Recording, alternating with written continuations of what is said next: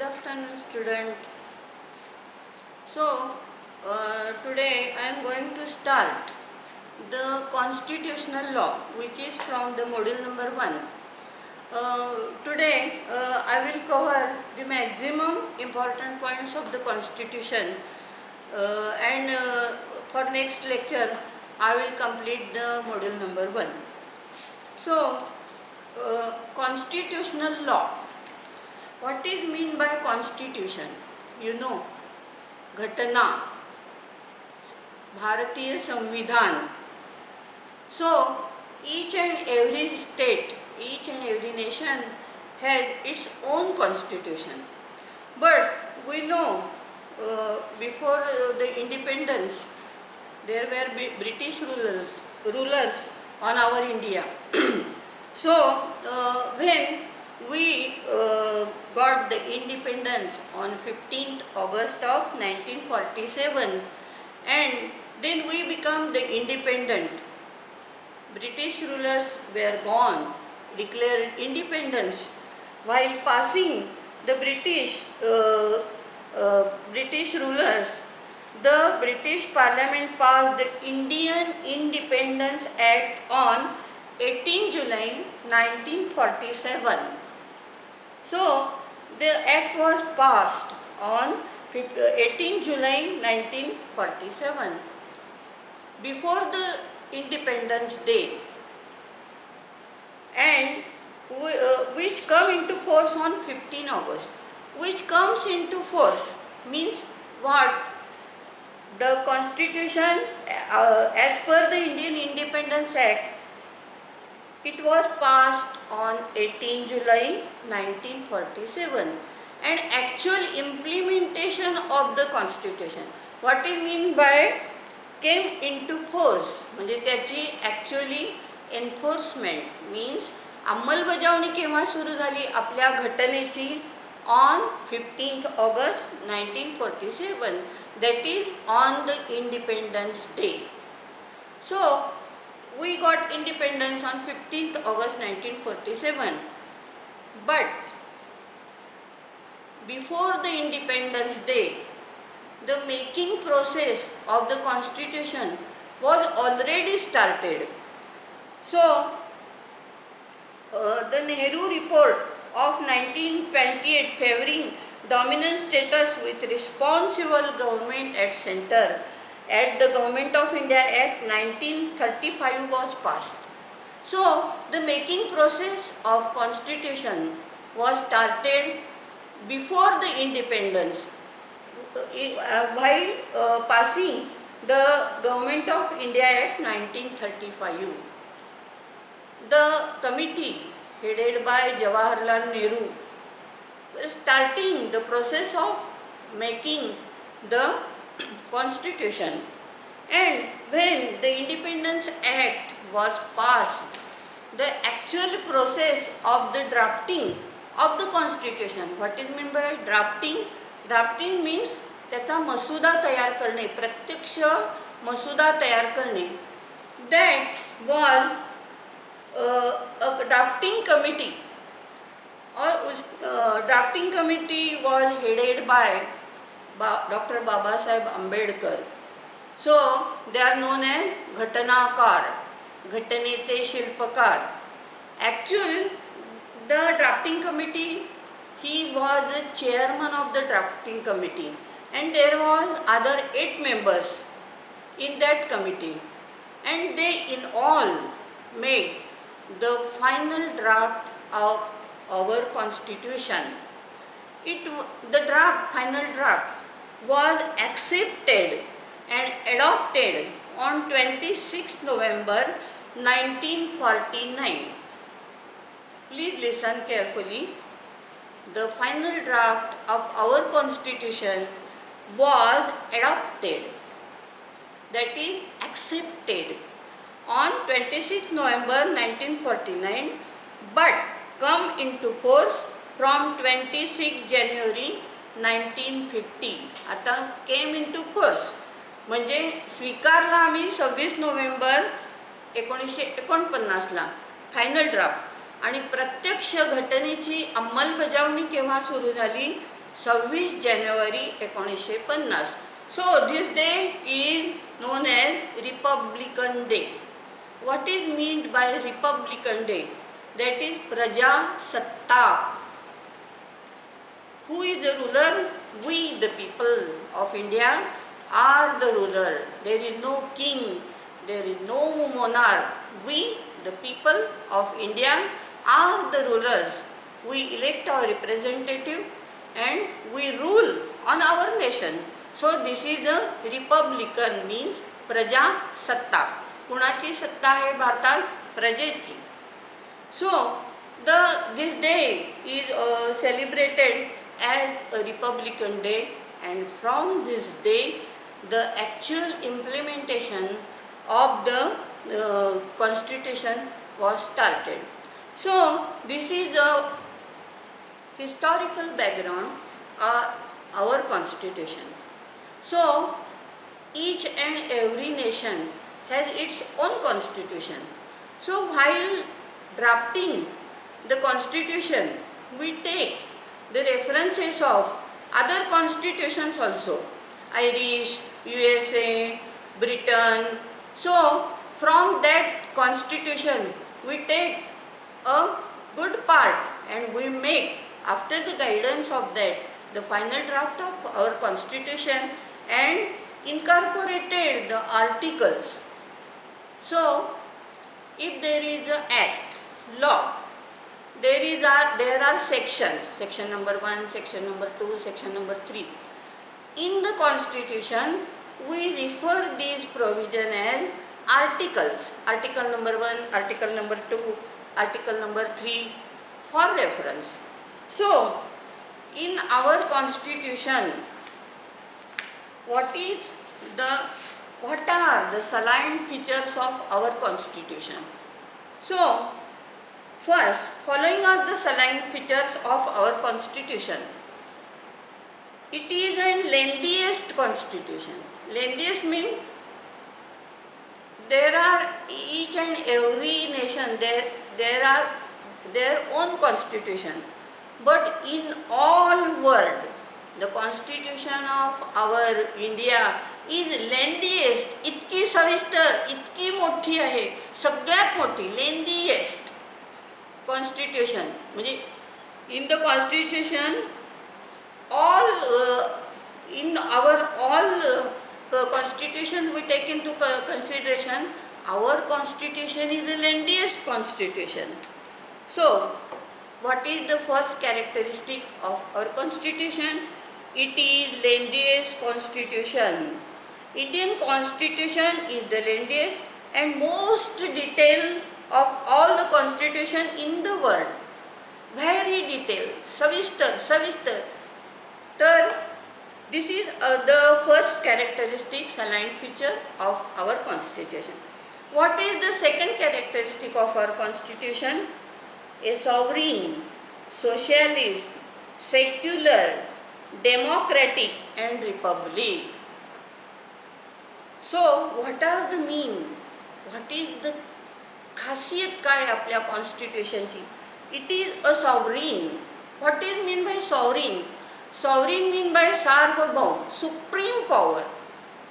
So the preamble of the constitution declares India to be a sovereign, socialist, secular and democratic and republic.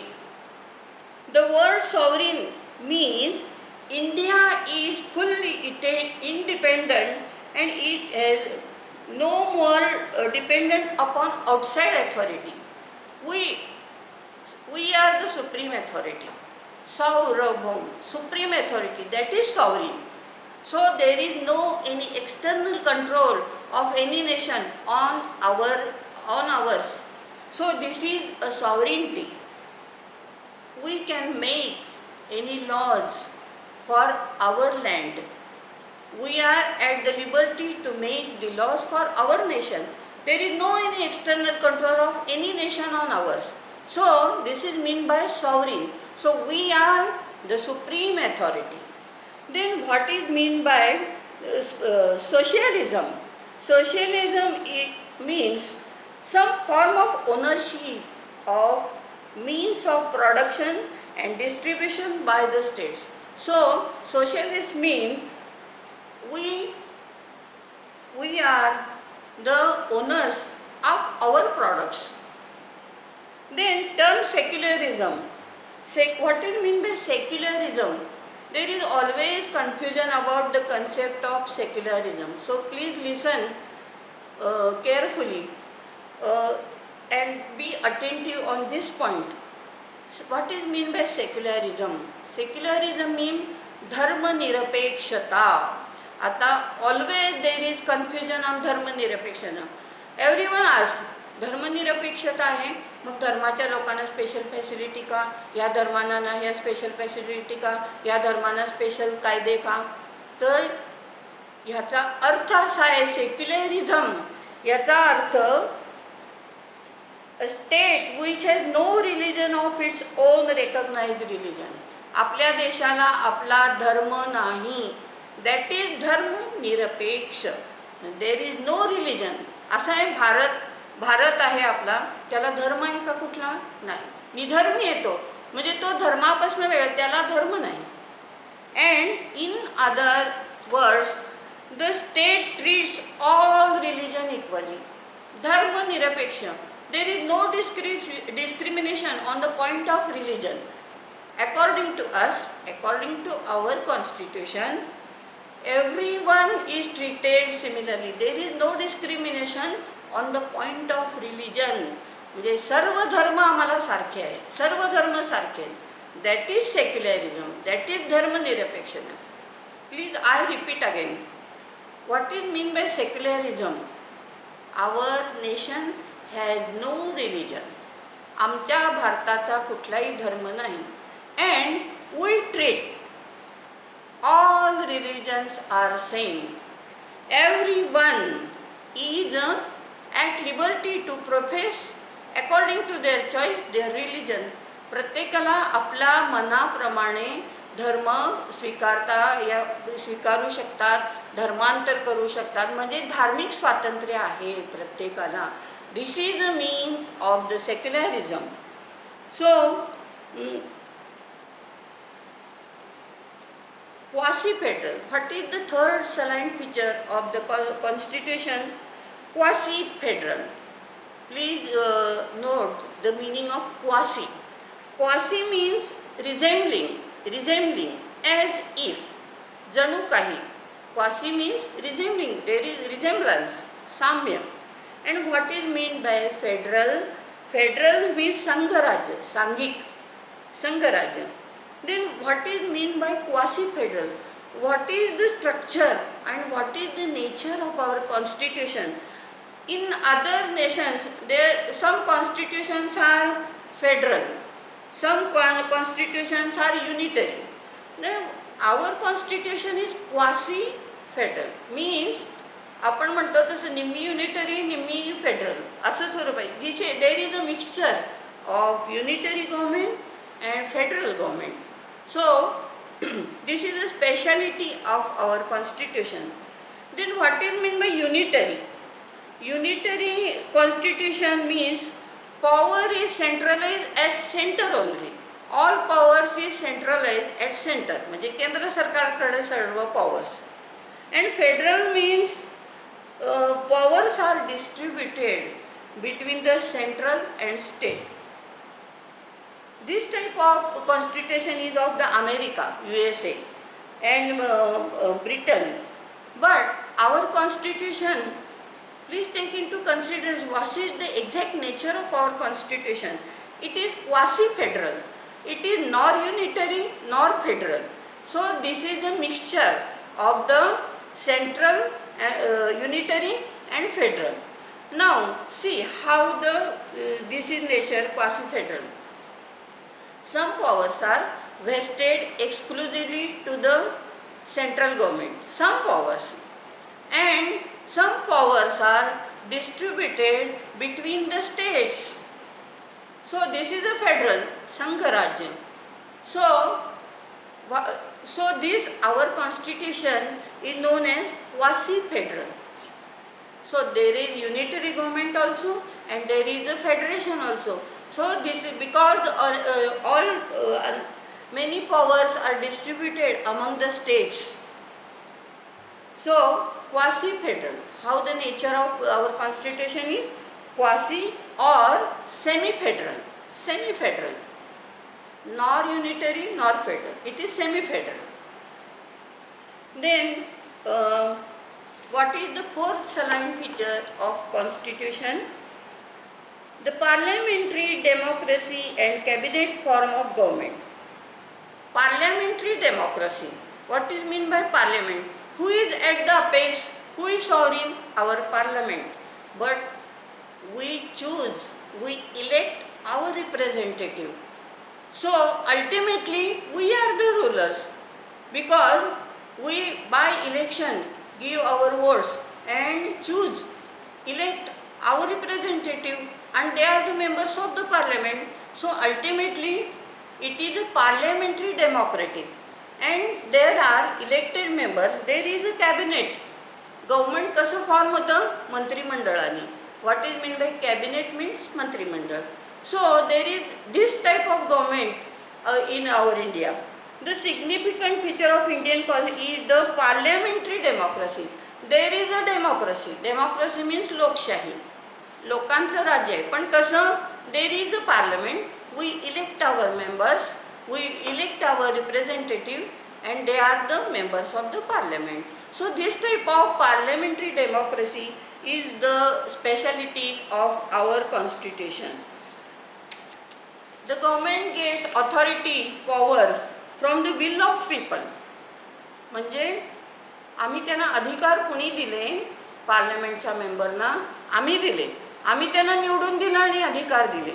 So my will is respected. So in cabinet form of government, president is a constitutional head. What is meant by constitutional head? As per constitution, who is supreme authority? President is supreme authority. That is, executive authority is vested in the president as per our constitution.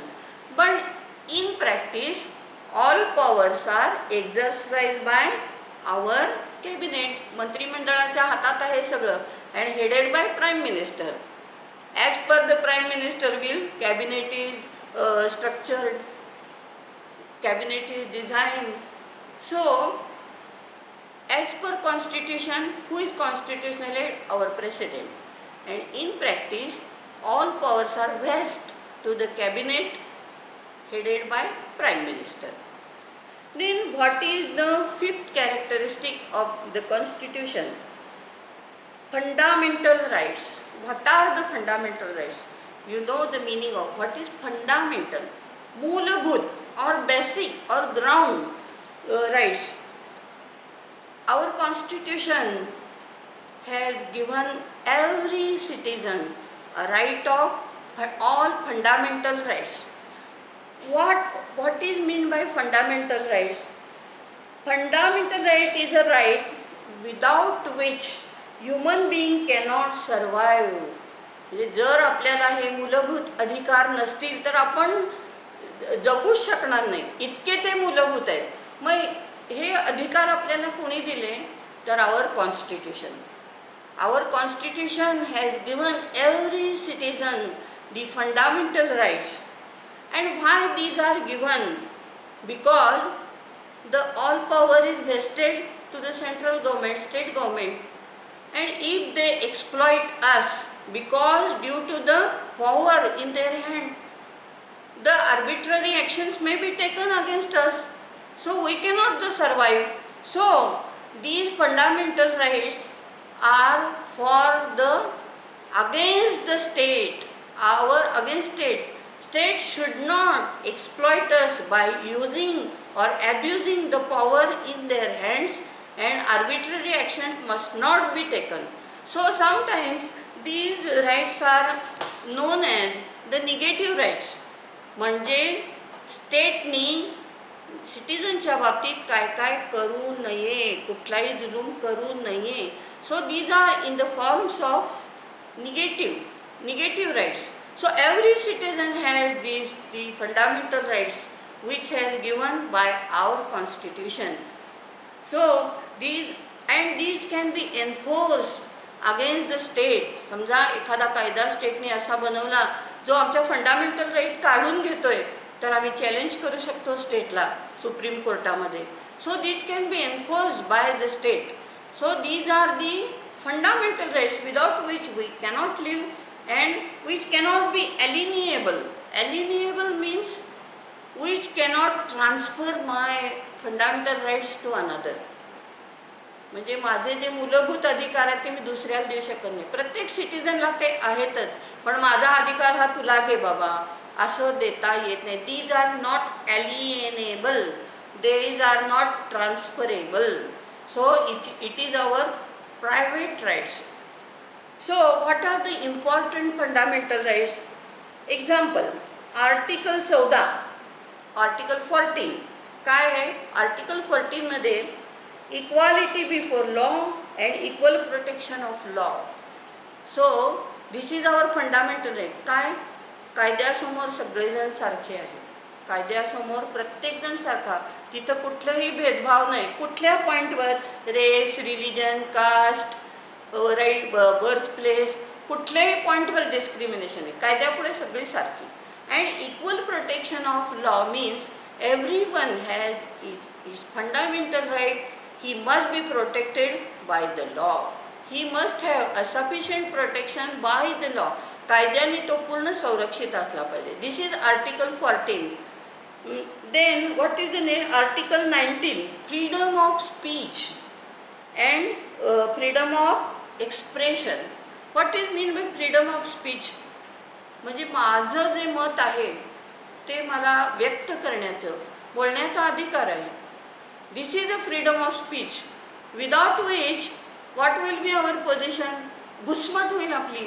मी माझे विचार जर व्यक्त करू शकत नाही, ते तुम्हाला आवडतील न आवडतील त्याचे पण हा विषय वेगळा. But I have a liberty to express my views. And article 21, right to life and personal liberty. Right to life means what is mean by right to live? जगण्याचा अधिकार. So every citizen has right to live. आता तुम्ही म्हणाल मग एखाद्याला फाशी कशी काय दिली जाते? तुम्ही त्याचं जीवन काढून घेऊ शकता. तर या आर्टिकलमध्ये असं म्हटलेलं आहे, हा फंडामेंटल राईट्स एक्झरसाइज करताना जर हे याचं उल्लंघन करायचं असेल तर due process of law must be applicable. आता समजा राईट ऑफ लिबर्टी आहे मला, मी कुठेही हिंडीन फिरीन, पण जर गुन्हा केला तर अरेस्ट करायला पाहिजे. जर त्यांनी मर्डर केला तर त्याला फाशीची शिक्षा झाली तर त्याचं लाईफ काढून घेतलं पाहिजे. But by applying the due process of law असा त्याचा अर्थ आहे. कारण अशी शंका येऊ शकते, राईट ऑफ लिबर्टी आहे मग राईट ऑफ लाईफ आहे, मग माझं काढून कसं घेता? तर except due process of law म्हणजे कायद्याच्या प्रक्रियेशिवाय तुम्ही त्यांचे हे फंडामेंटल राईट काढून घेऊ शकत नाही. Every citizen has right to live and personal liberty. Then what is the 6th directive principles. What is mean by directive? आपण एखाद्याला डायरेक्शन देतो. Today I am giving you a direction, how to study, how to refer the books, how to listen, how to study and how to write answers. So these are the directions. So directive principles म्हणजे मार्गदर्शक तत्वे. आता ही कोणी दिलेली आहेत? तर our constitution has given every state while framing the laws, while governing the government, you must follow these directive principles. म्हणजे तुम्ही कायदे बनवताना, राज्यकारभार करताना आमचे हे मार्गदर्शक तत्व आहेत त्याचा वापर केलाच पाहिजे. Though these are not obligatory, there is no compulsion. म्हणजे एखाद्या स्टेटने समजा मार्गदर्शक तत्व नाही वापरलं तर त्याच्याविरुद्ध कोर्टात आपण दाद मागू शकत नाही. Those are not enforceable at law, but it is obligatory. You must take into consideration the directive principles for the welfare of the society. What is our ultimate aim of the nation is welfare of the society. लोकांचे कल्याण, लोककल्याण हे आपलं मुख्य उद्दिष्ट आहे. ते साधण्यासाठी आवश्यक ती डायरेक्टिव्ह प्रिन्सिपल्स प्रत्येक स्टेटनी विचारात घेतली पाहिजेत. नंतर fundamental duties. The constitution 42nd Amendment Act 1976 specifically conferred on the citizen certain fundamental rights and also required the citizen to observe certain norms of democratic conduct and behavior. तर हे जे rights आहेत त्याच्याबरोबर काही फंडामेंटल ड्युटीज पण तुम्हाला दिलेले आहेत. यू नो, कुठलाही राईट आपल्याला विदाऊट ड्युटी मिळत नाही. आपण काहीतरी कर्तव्य केल्याशिवाय आपल्याला कुठला हक्क प्राप्त होत नाही. प्रत्येक गोष्टीत असं आहे. तर कॉन्स्टिट्यूशनने आपल्याला जशा काही फंडामेंटल राईट्स दिलेले आहेत त्याबरोबरच फंडामेंटल ड्युटीज पण दिलेल्या आहेत. म्हणजे त्या पण आपण ती कर्तव्य केलीच पाहिजेत. म्हणजे right and duties are correlated term, they go hand in hand. Duty right, नुसता right, there is no exclusive right. Right and duties are correlative terms, they go hand in hand. So our constitution has given us fundamental rights as well as fundamental duties. Then what is the eighth salient feature of our constitution? Adult suffrage. What is mean by adult suffrage? प्रौढ मताधिकार. प्रौढ मताधिकार हा आपल्याला प्रत्येकाला दिल. तर लोकशाही आपल्याकडं प्रत्येक ॲडल्ट मेंबरला माझ्या चॉईसचा रिप्रेझेंटेटिव्हला मत देण्याचा अधिकार आहे. म्हणूनच आपल्या इथं लोकशाही आहे. तर हा अधिकार आपल्याला कोणी दिला? Our constitution. Adult suffrage. Now what is the limit? Above 18 years. ह्यापूर्वी 21 वर्षाची होती मतदानाला, पण आता ती लिमिट रिड्यूस करून 18 केलेली आहे. म्हणजे 18 वर्षानंतर तुम्ही you are eligible for the voting. So the voting age is reduce from 21 to 18 years by the constitution amendment. Then what is the nine characteristic of our constitution? Single citizenship. Citizenship means नागरिकत्व. Our constitution there is a provision, there is a single citizenship only. In America there is a dual citizenship. आता आपल्या इथं कसं असतं? भारतीय नागरिकत्व एकच. मग महाराष्ट्राचं पण नागरिकत्व आहे का आपल्याकडं? स्टेटचं नाही, एकच नागरिकत्व. आपण नागरिक कोणाचे आहोत? भारताचे. So we have only single citizenship. In America there are dual citizenship, म्हणजे एक देशाची एक स्टेटची. आपल्या इथे तसं नाही. आपल्या कॉन्स्टिट्यूशनमध्ये काय प्रोव्हिजन आहे? There is a single citizenship. Then what is the 10th characteristic of our constitution? Judicial review and independence of judiciary. What is mean by judicial review? Review म्हणजे पुन्हा उजळणी. आता if there is any parliamentary act, there is a provision in this act that so that our fundamental rights are violated. म्हणजे कायद्याच्या प्रोव्हिजनमुळे आमचे काही मूलभूत अधिकार काढले जात आहेत. So then we can challenge it. It's constitutional validity.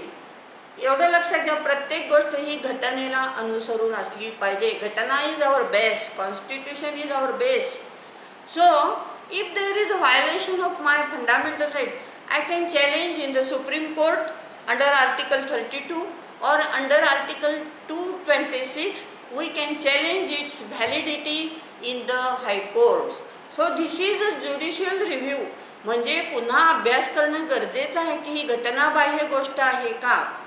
आणि सुप्रीम कोर्टाला म्हणून काय म्हटलं जातं? हा घटनेचा रक्षक आहे. सुप्रीम कोर्ट हे काय? घटनेचं रक्षण करतात. कसं? तर by judicial review, by using this power. So तुम्ही लक्षात ठेवा, एखादी गोष्ट जर तुमचा फंडामेंटल राईट जर व्हायोलेट होत असेल, you can challenge it's validity in the Supreme Court as well as in the High Courts. So this is known as judicial review. And if Supreme Court or High Court finds that there is a violation of fundamental right, the that act or that provision it becomes void. So it is very important process. So this is judicial review. And independence of judiciary. What is mean by independence of judiciary? Judiciary म्हणजे न्याय प्रक्रिया. आता आपल्या इथं काय असतात, 3 powers आहेत. एक लेजिस्लेटिव्ह म्हणजे कायदा मेकिंग, एक ज्युडिशियरी म्हणजे न्याय प्रक्रिया आणि एक एक्झिक्युटिव्ह, अशा 3 पॉवर्स आहेत. What our constitution says, all powers are different and they must not interfere in the sector of others. So judiciary must be independent because the appointment of Supreme Court judge and High Court judge is made by president, that is by executive. But me appointment केले म्हणून मी interfere करू शकत नाही. Judiciary independent का पाहिजे? If there is a political pressure और executive pressure, न्याय मिळेल का? नाही. म्हणून न्याय ही ज्युडिशियरी ही आपल्या घटनेने काय ठरली? इंडिपेंडंट. एक्झिक्युटिव्ह और लेजिस्लेचरचा त्याच्यावर कंट्रोल नाही, तरच खरा न्याय मिळेल. म्हणून जरी प्रेसिडेंटनी अपॉइंटमेंट केली तरी they cannot interfere in the field of judiciary. So our judiciary is independent. And who is given this independence? Our constitution. Then both rigid and flexible. आता rigid means काय? जर अमेंडमेंट करायची असेल, if there we want the amendment means दुरुस्ती. एखादं article बदलायचं असेल, एखादं नवं इंट्रोड्यूस करायचं असेल, एखादं रिपील करायचं असेल, तर देर इज अ अमेंडमेंट प्रोसिजर. तुम्ही बरेचदा ऐकलं असेल, 42वी घटना दुरुस्ती, 64वी घटना दुरुस्ती. तर ही जी घटना दुरुस्तीची जी प्रोसिजर आहे ती खूप रिजिड ठेवावी लागते, कारण अदरवाईज काय होईल, पॉलिटिकल लोक आपल्या मनमाने घटनेतच बदल करत जातील. आता हे जर घटनेत बदल होत गेले तर आपलं संबंध स्ट्रक्चरच आलेलं आपल्या देशाचं. म्हणून देर इज अ रिजिड प्रोसिजर, म्हणजे कॉम्प्लेक्स प्रोसिजर केलेली आहे घटनेमध्ये. पण sometimes it is flexible also. तर म्हणजे पुन्हा इथं काय आहे, रिजिड पण आहे आणि फ्लेक्झिबल पण आहे. खूप रिजिड ठेवली तर अमेंडमेंट करणं अवघड होईल. काही गोष्टी जर अत्यावश्यक असेल, there must be flexibility. So our constitution, while amending the provisions and articles, it sometimes rigid and sometimes flexible. खूप अवघड विषय, so that there will not should not be any abuse of the power. म्हणजे आज एक political party आली, मला वाटतं घटनेत बदल करावं, असं जर सारख्या अमेंडमेंट इझिली होत गेल्या तर आपल्या देशाच्या स्ट्रक्चरला एवढा धोका निर्माण होईल. So there is rigidity and sometimes it is flexible. This is a structure of our constitution. So these are the salient features of constitution. So in module 1 it is one of the point. Otherwise LLB students have very thorough study is required for the constitution. We have the independent paper आहे आम्हाला कॉन्स्टिट्यूशनचा 100 मार्कचा. पण तुम्हाला आता काय just primary नॉलेजसाठी आहे. So according to me salient features of the constitution आपण बघितली तर साधारण एंटायर पिक्चर तुम्हाला व्हिज्युअलाइज होईल. आता दुसरा पॉईंट असा आहे, what is the preamble. Preamble means you know what the preamble what means. तुम्ही एखादं नाटकाचं पुस्तक बघता, कादंबरी पुस्तक बघता, एखादं स्टडी पुस्तक बघता, त्याचं स्टार्टिंगला काय असतं, प्रस्तावना. प्रस्तावना म्हणजे काय, in nutshell what are the object and what are the subjects are included in this book is mentioned in nutshell. थोडक्यात या पुस्तकात काय आहे हे जे सांगितलेलं असतं दॅट इज प्रियाम्बल. मीन्स प्रस्तावना. प्रत्येक पुस्तकाला तुम्ही वाचताना बघत असाल स्टार्टिंगला प्रस्तावना असते आणि त्यात ह्यात काय आहे, कुठले विषय आढळले आहेत, काय आहे हे सांगितलेलं असतं नटशेलमध्ये थोडक्यात. तर आपल्या कॉन्स्टिट्यूशनचं जे प्रियाम्बल आहे त्यामध्ये थोडक्यामध्ये आपली कॉन्स्टिट्यूशन काय आहे, आपलं ऑब्जेक्टिव्ह काय आहे, काय सब्जेक्ट आहेत आणि उद्दिष्ट काय आहे हे सगळं दिलेलं असतं प्रियाम्बलमध्ये. तर मी तुम्हाला म्हणजे फॉर द क्युरिओसिटी मी तुम्हाला मराठीमध्ये आपलं प्रियाम्बल वाचून दाखवते, म्हणजे नंतर तुम्हाला इंग्लिशमध्ये त्याचा अर्थ कळेल. तर आम्ही भारताचे लोक, भारताचे एक सार्वभौम समाजवादी धर्मनिरपेक्ष लोकशाही गणराज्य घडवण्याचा व त्याच्या सर्व नागरिकास सामाजिक, आर्थिक व राजनैतिक न्याय, विचार, अभिव्यक्ती, विश्वास, श्रद्धा व उपासना यांचे स्वातंत्र्य, दर्जाची व संधीची समानता निश्चितपणे प्राप्त करून देण्याचा आणि त्या सर्वांमध्ये व्यक्तीची प्रतिष्ठा व राष्ट्राची एकता आणि एकात्मता यांचे आश्वासन देणारी बंधुता प्रवर्धित करण्याचा संकल्पपूर्ण निर्धार करून आमच्या संविधान सभेत आज दिनांक 26 नोव्हेंबर 1949 रोजी याद्वारे हे संविधान अंगीकृत म्हणजे दॅट इज अडॉप्टेड अँड अधिनियमित करून स्वतः प्रत अर्पण करत आहोत. दिस इज आवर प्रियांबल. म्हणजे इन नटशेल आपल्या ह्याच्यात काय आहे कॉन्स्टिट्यूशनमध्ये हे थोडक्यात ही सुरुवातीलाच असते प्रस्तावना. Preamble is very important in our constitution. Then what is the entire structure, कुठल्या फॉर्ममध्ये आपली कॉन्स्टिट्यूशन, तर पहिलं काय आहे प्रियांबल. देन 25 पार्ट्स आहेत आणि त्यामध्ये 448 आर्टिकल्स आहेत. आता कायद्यामध्ये सेक्शन वाईज प्रोव्हिजन्स असतात. In constitution there are articles, article number 1, article number 2, article number 3. So in all in 25 parts there are 448 articles. Then there are 12 schedules. Schedules mean परिशिष्ट. हे structure मी सांगते. I am telling you the structure of our constitution. Starting of preamble, then 25 parts, 448 articles, then 12 schedules means परिशिष्ट असतात त्याच्या मागं.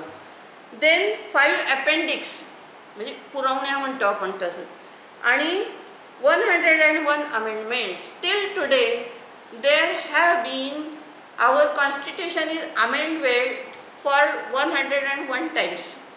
So this process will going on. This is not final figure.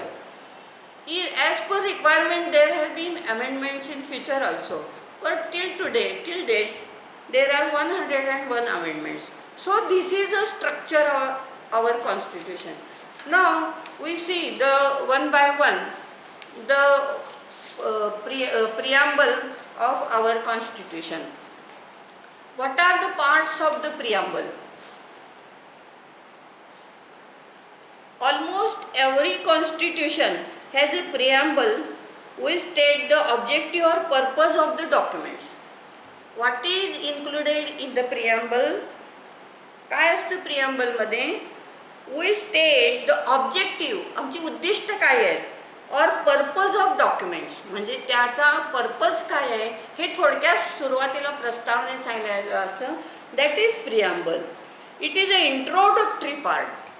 What is means by preamble? It is introductory part of the constitution. म्हणजे त्याची introduction दिली, ओळख करून दिली आहे कॉन्स्टिट्यूशनची. The preamble of the Indian constitution provide the nature of Indian constitution. मग आपल्या प्रियांबलमध्ये काय आहे? What is the nature of our constitution? It is mentioned in the preamble. Then preamble is a key to open the mind of constitution. आपण दरवाजा उघडतो, आत जातो, घटनेत जातो, ते कसं? प्रियांबलचा दरवाजा उघडून. Then the preamble can be referred for explaining the meaning of the provision. आता समटाइम्स कॉन्स्टिट्यूशनचा अर्थ लावताना काही वेळा वेगनेस असतो. त्यावेळी आम्ही आधार कशाचा घेतो? अरे हे कुठल्या उद्दिष्टाने केलं आहे, ही प्रोव्हिजन काय आहे? We take the recourse of preamble for the clarification. So this is the importance of the preamble also. Then what are the parts of our preamble? First part is purpose. Purpose means उद्दिष्ट, काय कशासाठी आहे ही घटना, कशासाठी आहे, हे काय उद्दिष्टाने केले. That is purpose of our constitution. The preamble contains the fundamentals of the constitution. काय बेस आहे हा? नंतर it indicates the source from which the constitution derives its authority, the people of India. पहिल्या ह्याच्यातच काय म्हटलंय, आता मी तुम्हाला वाचून दाखवली. त्याचं स्टार्टिंग काय आहे? We the people of India. Who is authority? Who have made the constitution? We are the authority because there is a लोकशाही. This is मग आम्ही हे केलंय सगळं, आम्ही केलेलं म्हणजे आमच्यावर कोणी लादलेली गोष्ट नाही आहे. तर we the people of India. Then who is authority of the constitution? We. Every citizen of the India is the authority.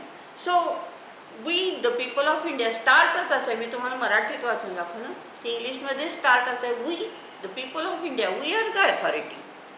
Then it indicates the source from which the constitution derives, that is we the people of India we have authority. Then it declares the basic type of government. आपलं कसं आहे त्यामध्ये काय म्हटलंय सांगा. आमचं government कसं आहे, रिपब्लिक म्हणजे लोक प्रजासत्ताक म्हणजे who is ruler, we the people of India are the ruler. लोकशाही लोकांची सत्ता हे प्रिॲम्बलमध्ये म्हटलेलं आहे. It declare the great rights and freedoms which the people of India intended to secure to all इटिझन.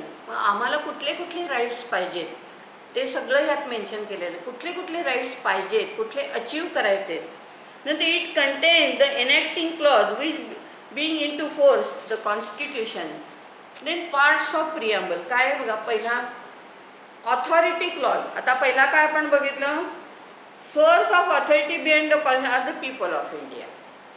नंतर सॉवरीन. आता आम्हाला काय काय हवं आहे बघा. सॉवरिनिटी पाहिजे म्हणजे काय, सार्वभौम सत्ता. What is mean by sovereignty? Earlier I have discussed you. Sovereignty means supreme authority. आम्ही द सार्वभौम सत्ता आमची आहे.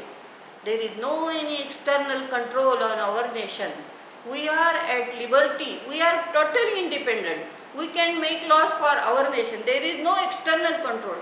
This is mean by how the our government, we the people of India are sovereign.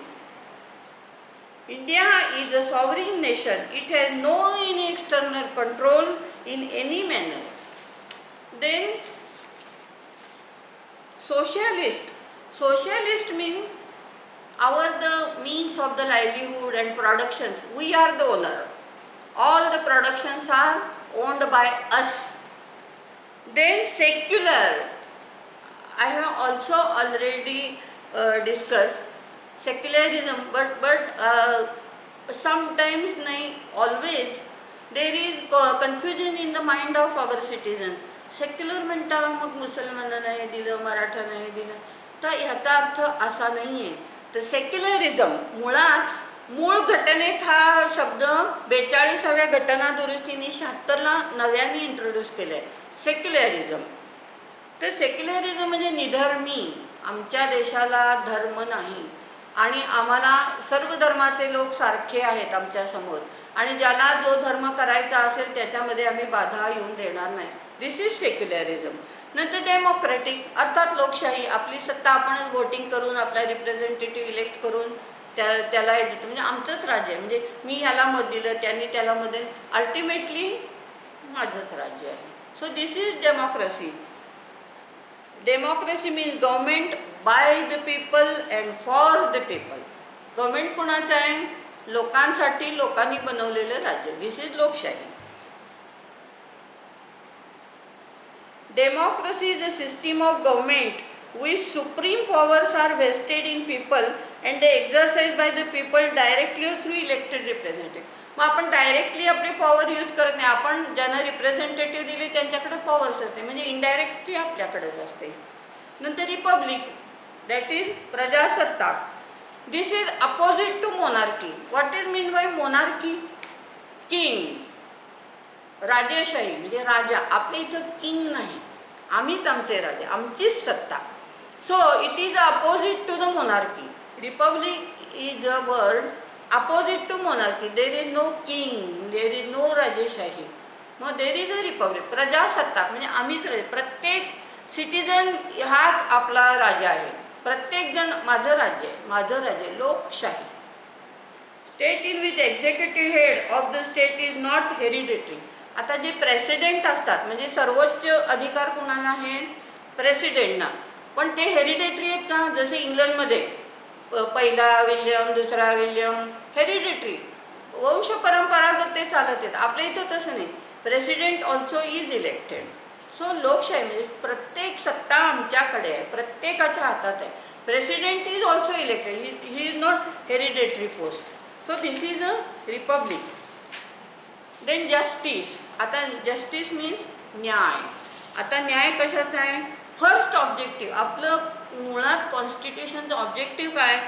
First objective set out by the preamble is to secure काय काय? Social, economic and political justice. न्याय आम्हाला कुठल्या कुठल्या ह्याच्यात पाहिजे? सोशल म्हणजे सामाजिक, आर्थिक आणि राजकीय, हे तिन्ही न्याय पाहिजे. नंतर लिबर्टी, स्वातंत्र्य. कशाचं आहे बघा? लिबर्टी ऑफ थॉट म्हणजे प्रत्येकाला वैचारिक स्वातंत्र्य दिलं आहे आपल्या घटनेने आपल्याला. लिबर्टी ऑफ थॉट, प्रत्येकाचे विचार वेगळे. Expression, what is mean by express? We express our thoughts. So अभिव्यक्ती means to express my thoughts. I have every liberty. Then belief, कोण मूर्तीपूजक असतील, कोण हे असतील, कोण देवळात जाणारे असतील, प्रत्येकाला आपलं आपलं लिबर्टी आहे. तुम्ही तुमच्या ह्याच्याप्रमाणे रिलिजन, वर्शिप, भक्ती, ही सगळी लिबर्टी आपल्याला दिलेली आहे आपल्या घटनेने. देन इक्वालिटी, सगळ्यात महत्त्वाचं समानता. कुठल्या बेसिसवर समानता? तर रिलिजन म्हणजे धर्म, रेस म्हणजे वंश, कास्ट म्हणजे जात, सेक्स म्हणजे लिंग, अँड प्लेस ऑफ बर्थ. ह्या 5 पॉईंटवर कुठलाही भेदभाव केला जाणार नाही. समानता सगळी म्हणजे धर्म, कुठल्याही धर्माचा माणूस असू दे, कुठल्याही जातीचा असू दे, कुठल्याही पंथाचा असू दे, कुठल्याही स्त्री असू दे, पुरुष असू दे, आणि कुठेही तो जन्मलेला असू दे, ह्या मुद्द्यावर कुठलाही भेदभाव केला जाणार नाही. म्हणून इक्वालिटी, समानता. आता तुम्ही म्हणाल की समानता म्हणता, मग काही गोष्टी आता मॅटर्निटी बेनिफिट रिलीफ ॲक्ट वगैरे किंवा काही गोष्टी स्त्रियांना काही 30% हे का दिलेलं आहे? तर हे जेंडर बेस्ड डिस्क्रिमिनेशन आहे. म्हणजे निसर्गाने जो भेदभाव केला आहे तिथं एक्सप्लॉयटेशन होऊ नये म्हणून ही फॅसिलिटी आहे. इक्वालिटीला बाधा येण्यासाठी नाही. स्त्री पुरुष आम्ही भेदभाव करत नाही, पण आता स्त्री म्हणून आता आहे तर अजून ती निसर्गाने तीच बर्थ देते मुलांना, तर त्यावेळी मॅटर्निटी रिलीफ असे काही जेंडर बेस्ड प्रोटेक्शनसाठी काही गोष्टी दिलेल्या आहेत फक्त. बाकी आपल्याला इक्वालिटी आहे. नंतर डिग्निटी ऑफ द इंडिव्हिज्युअल. नंतर फ्रॅटर्निटी. फ्रॅटर्निटी म्हणजे काय? बंधुभाव. आम्ही सगळेजण कसे राहणार? एका घरातले आम्ही मेंबर आहे. म्हणजे कोण? We are the Indians. हेच आमचं घर आणि आम्ही सगळे भाऊ आहे, बंधुभाव आहे आमच्यात. इतकं आम्ही एकजुटीने राहणार आहोत, हे आमचं उद्दिष्ट आहे. फ्रॅटर्निटी मीन्स बंधुभाव. And then dignity of the individual. प्रत्येकाला डिग्निटीने राहण्याचा अधिकार आहे. नंतर enacting clause, the last para of preamble, that the people of India is a constituent assembly on 26 November 1949 adopt and give to themselves. शेवटचं काय आहे मी तुम्हाला वाचून दाखवले. आम्ही हे स्वीकृत केले 26 नोव्हेंबर 1949ला. ही घटना आम्ही सर्व भारतीयांनी स्वीकृत केलेली आहे आणि ह्याची प्रत्यक्ष अंमलबजावणी 26 जानेवारी 1950ला झाली. तर this is a preamble. So we have discussed what we have discussed yet, the salient features of our constitution. Then we have discussed the preamble, a very important provision. preamble समजलं तर आपल्याला सगळ्या कॉन्स्टिट्यूशनचं स्वरूप मिळू शकतं. आता आपण थोडंसं हे बघायचं आहे. तर directive principles of state policy. आपल्याला our constitution has given the fundamental rights and fundamental duties. तर what are the fundamental rights? कुठले फंडामेंटल राईट्स आपल्याला घटनेने दिलेत पहा. Rights to equality. आता हे कशात आहे? आर्टिकल 14 to 18 याच्यामध्ये काय प्रोव्हिजन आहे? राईट टू इक्वालिटी, समानता. देन राईट टू फ्रीडम, स्वातंत्र्य, article 19 to 21. Safeguards against arbitrary arrest, article 22. हे तुम्हाला माहिती आहे, आर्बिट्ररी अरेस्ट म्हणजे जुलमानी उगीच अरेस्ट करून ठेवायची, तर त्यांना सुद्धा हा फंडामेंटल राईट आहे. म्हणजे विनाकारण जुलूम करायचा, एखाद्याला अडकवायचं म्हणून अरेस्ट करता येणार नाही. नंतर राईट अगेन्स्ट एक्सप्लॉयटेशन, कुठेही पिळवणूक होत असेल तर तुम्हाला म्हणजे आता बरेचदा आपण बघतो मिनिमम वेज देत नाहीत, वेट बिगार करतात, तिथं सुद्धा आपल्याला काय आहे, राईट अगेन्स्ट एक्सप्लॉयटेशन, कुठेही नागरिकांची पिळवणूक होता कामा नये. This is our fundamental right. Then freedom of religion, everyone is at liberty to profess their religion as per his choice. म्हणजे असेल तो धर्मांतर करून नवा घेऊ शकतो, किंवा एखाद्या स्त्री पुरुषाचं लग्न झालं, ती बायको म्हणली मी काही धर्म बदलणार नाही, she is at liberty. Then freedom of religion. Then cultural and educational rights. What is educational right तर प्रत्येकाला अवेलेबल केलेलेच आहेत, पण कल्चरल मीन्स सांस्कृतिक अधिकारसुद्धा आहेत. म्हणजे प्रत्येक धर्मात आपण बघतो काय काय वेगळ्या वेगळ्या रीती असतात, आमच्यात ही पद्धत आहे. They are at liberty. Saving of certain law and right to constitutional remedies. आणि ह्या सगळ्यामध्ये तुम्हाला घटनेने रेमेडीज म्हणजे उपाय दिलेले आहेत. म्हणजे जर तुमचा फंडामेंटल राईट व्हायलेशन झाला तर you can challenge it's constitutional validity in high court under article 226 or under article 32 in the Supreme Court. So these are our fundamental rights without which we cannot survive. हे मूलभूत अधिकार आहेत आणि these are available to every citizen and they are not alienable. You cannot transfer my fundamental right to give you. So the directive principles of state policy जी आहे तर ही जी मार्गदर्शक तत्व घटनेने दिलेली आहेत. कशासाठी? The directive principle work as the guideline and set out the goals and aims to be achieved by the state in working करताना ह्या डायरेक्टिव्ह प्रिन्सिपल्स विचारात घ्याव्यात.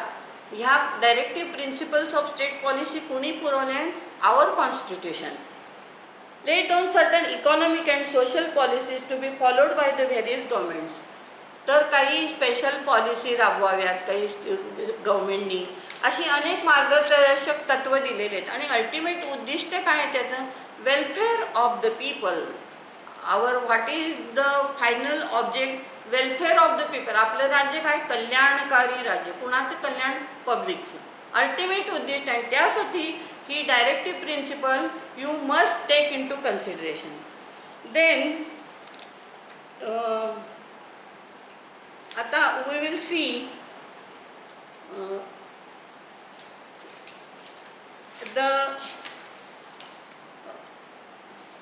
there is uniform civil code. There is a need of uniform civil code. Why? सांग. आता Indian penal code, Indian contract act हे सगळे काय आहेत? सर्वांना सारखेच. There is no discrimination. एखाद्याने मर्डर केला तर तो ह्या रिलिजनचा आहे म्हणून त्याला माफी असं नाही. किंवा कॉन्ट्रॅक्ट ॲक्ट, सम ॲक्ट